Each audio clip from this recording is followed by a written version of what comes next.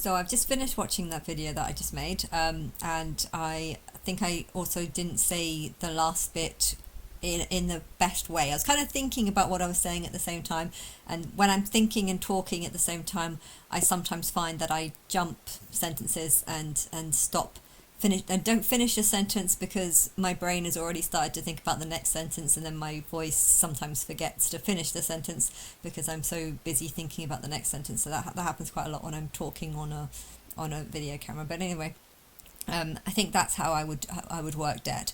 I think that how it would be if you own debt to companies, even lots or little.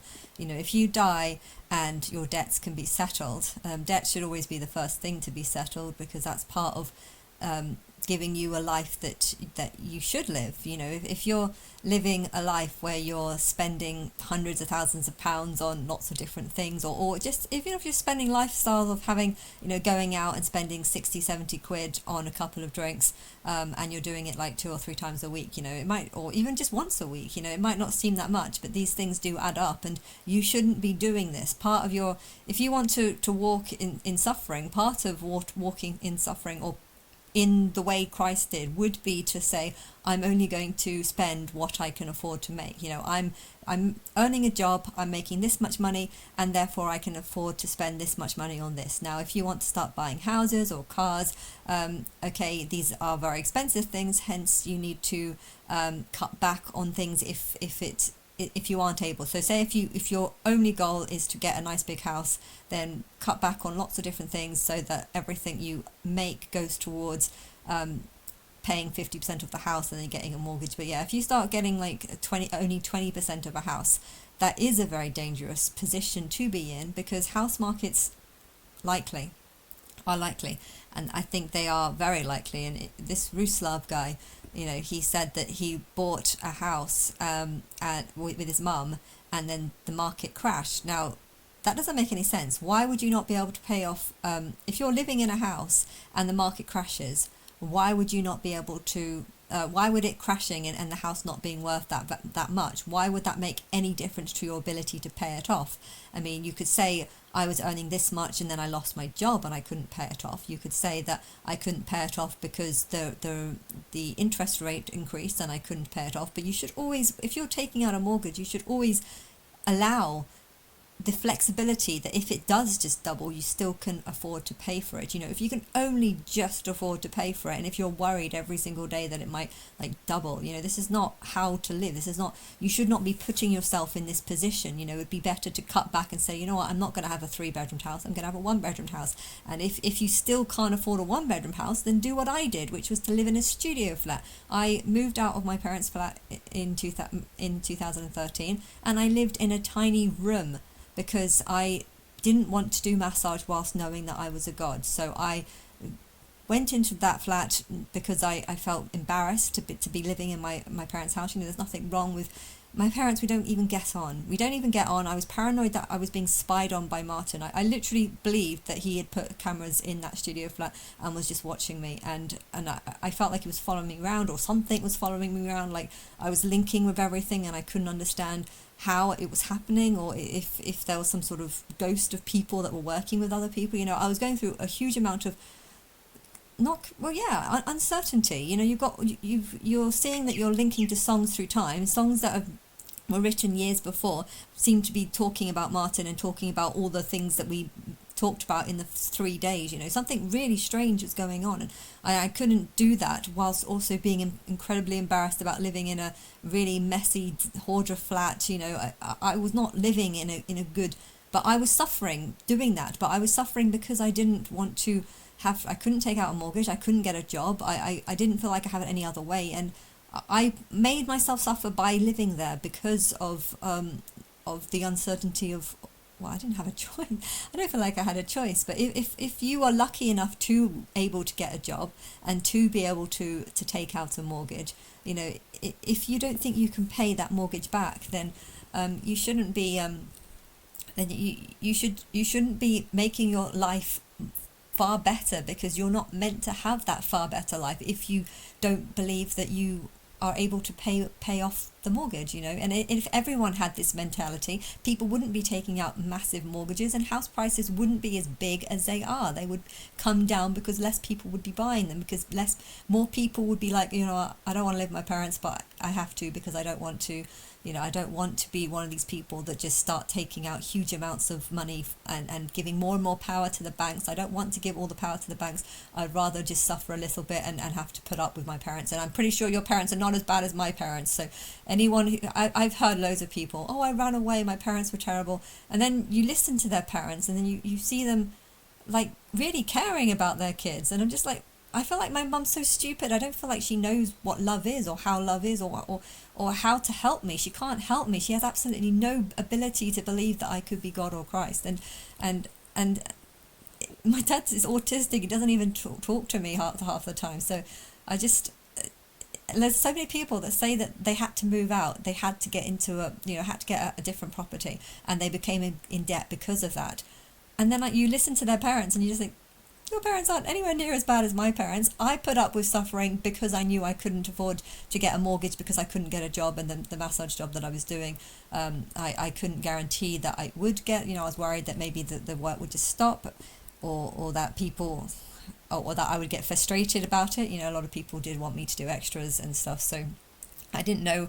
I was trying to do something else, I was really trying. I tried to do other things. Set up a coffee business was actually one of them. Fruit flavored coffee was something I wanted to do, but it turned out the powder was too expensive, and because Tesco's, you have to have it. You have to have they take a huge portion of the product money away, and you're left with like a penny for product, and that's really difficult if the fruit powder was very expensive. But anyway, I wasn't able to figure it out. Other people have been able to figure it out. But yeah, when it comes to debt, I think you really, you have to think what you're getting your debt for. Why are you taking this debt out? Is this really important? Because if you really think that it's important, a lot of people would say that, I needed that car, or I needed a car with 0 mileage because it's safe. And a car that has lots of mileage, that's not safe, so I couldn't go for that. I mean, if that's your excuse to get yourself in debt because you wanted to feel safe, I mean, okay, that's it's good to feel safe, but that's unnecessary. That's paranoia. That's another thing I should say. They've banned people from using phones in the pool, and it was annoying because yesterday I didn't have it in the pool. But I tried to book a cinema ticket, and it didn't work because my mum was already in the cinema, so I couldn't do it. But I ended up just putting it underneath a chair so that no one would see it. And then I ended up cycling all the way home, only to realise it was still under the chair. So I needed to cycle all the way back, which is an hour, half an hour there, half an hour back. So I had to do that whole cycle when I called them up just to make sure that they had it on my house phone, to make sure to try to tell them to go get it. She basically just told me off. You shouldn't have phones in there. There's £1,000 fine if your phone breaks and the glass gets on the floor. It's £1,000 fine, so you shouldn't have phones in the pool. But I'm just thinking, what? Why would you even have that rule? I mean, I don't understand why you would. I think I've gone completely off topic here, but it's something I wanted to talk about, so I'm going to. But yeah, it doesn't make sense why you wouldn't be allowed a phone by a pool. I mean, if it falls in the water, okay, it breaks, but it's only your fault. It's not going to harm anyone. And if you drop it on the floor, okay, the screen might crack. But how many times has a screen cracked to the degree that it shatters into pieces? For a phone to shatter into pieces, you'd have to do quite a lot. You'd have to almost slam it down for it to happen. And most people, when they're on their phone, they're just lying on a deck chair. So how is that any more dangerous than being on a treadmill and having your phone on? You're allowed the phone in the gym, so why would it be any more dangerous having it by a pool? Okay, the phone could break, but you can't blame the club if your phone drops into the water. And but yeah, it felt like to me that, because they said that it's because the woman on the phone said it was in case it broke and it smashed into pieces and people end up cutting themselves on it. I'm just like, the chance of that happening is so slim that it's paranoia. And there are some people that would spend huge amounts of money on something just to make something a little bit safer. And I think a lot of it could actually be paranoia rather than a necessity. But technically, if you want that necessity that you think is a necessity, surely loads of other people want that. It's a necessity. So why should other people not have that just so you can have that, just so you can get yourself in debt and not be able to pay it off just because you think you have to do that when you didn't have to do that. It's part of a mental thinking of believing you need something when you don't need something. um, and yes, I and then yeah. So when it comes to debt, I think I even got that. When it comes to it, how I would do it is that if you die and your debts cannot be paid, and you say you took a £300,000 house mortgage for a house, and then you die and the house is worth a lot more. Well, I guess you pay off your debts and it's fine. But I've just got a feeling that his story was about a house market crash and him not being able to pay it off because of the house market crash. It didn't make sense in his case because he wasn't planning on selling the house, hence whether he sold it or not, it didn't matter. But if you die, then of course the house has to sell because you're no longer alive, so you cannot look after it, hence it needs to be sold and any debts need to be paid off. But yeah, if there's going to be a house market crash and suddenly houses are not going to be worth much because there's going to be far less people wanting houses, I'm pretty sure there's plenty of people in the Middle East or in Africa, or there's lots and lots of people who would love a house, and I'm sure they would be moving out of the deserts to occupy the houses, but they're not going to have that much money, and therefore to fill up any houses, there will be a crash. Okay, I think some ugly buildings, you should probably take this as an opportunity to get rid of ugly buildings. If there's some ugly skyscraper buildings that need to be knocked down, I think you knock them down, and that would help build up the market, because some of these big skyscrapers, you could hold so many people in there. So if you did take them down, and if they did fill up the houses that have been freed up because of the rapture, this would even things out a bit. But yeah, if there's going to be a house market crash, then a lot of people are going to be dying with huge amounts of debt that are unpaid, because the house, say if they took a £300 mortgage out and they bought a house with only a small amount of money, that they owned, it's unfair. But the thing is, though, I just feel like it's so unfair. Having a £300,000 house rather than a studio flat, it is much better. But if you're spending your whole time working in a shop, you're not even enjoying it.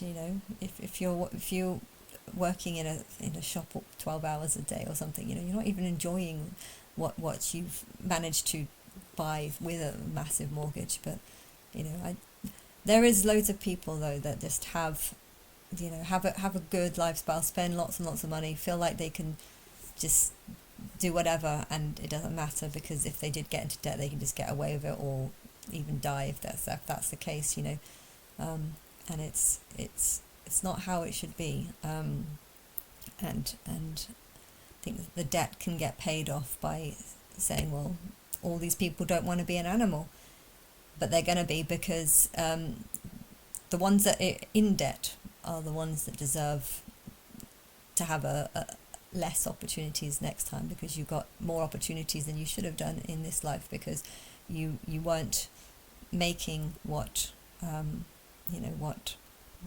you weren't earning. You were spending money that you didn't earn. I guess if you have stocks and if you own some company that's just going up and up in value, okay, in the rapture, that company might also come crashing down. So I don't know what's going to happen, actually, because that's what I'm thinking now, that I don't know how bad the crash is going to be. But if 3/4 of the world are going to go, a lot of things are going to start dropping. So I think everyone is going to end up in debt. But yeah, some people are obviously going to be in a lot more debt than others. But it is very complicated when it comes to business, because getting in debt because of pleasure is different from getting in debt because of business. If you've got in debt because you want to work really hard on a project that you feel motivated to do because you think you're helping a lot of people, then I think that complicates things a lot, because you're not doing it for yourself. A lot of people have really good jobs and are in huge debts because they are trying to fund and back up this project.